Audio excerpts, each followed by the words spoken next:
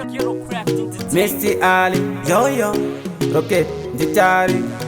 better than them that could tamba game, Yoyo, Kaita, Gaya Pauri, Jengenda Caperera, Nesangosiva Kutuna Nyepera, Dakapeza Nguva Yamunchi Kutaimira, and the Parujin Diwa, one on the Kasarura.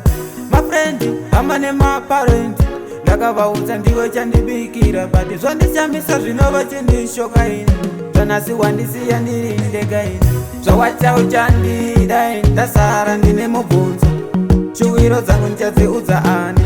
nhasi zvawaenda ndichasara nani maleide wandisiya mukuchema zvose yachenjaipiswa nani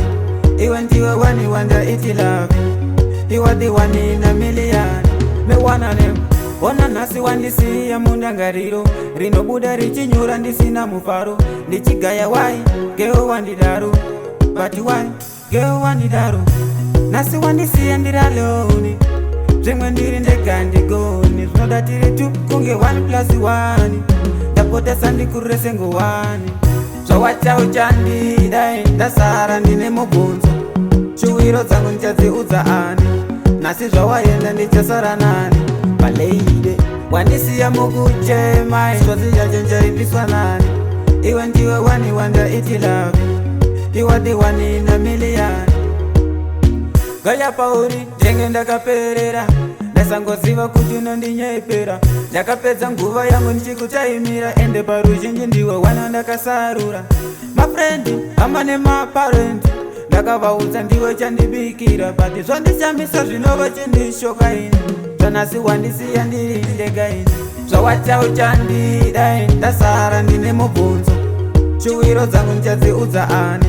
nhasi zvawaenda ndichasara nani maleide wandisiya mukuchema zvose yachenjaipiswa nani iwe ndiwe wani wandaiti love iwe the one in a million me wanna name. Ona nasi wandisiya mundangariro rinobuda richinyura ndisina mufaro ndichigaya wai geo wandidaro but wai geo wandidaro nasi wandisiya ndiraloni zvimwe ndiri ndega ndigoni zvinoda tiri tu kunge 1+1 ndapotesa ndikurese ngowani zvawacha uchandida ndasara ndine mubvunzo shuwiro dzangu ndichadziudza ani nhasi zvawaenda ndichasara nani maleide wandisiya mukuchema zvose yachenjaipiswa nani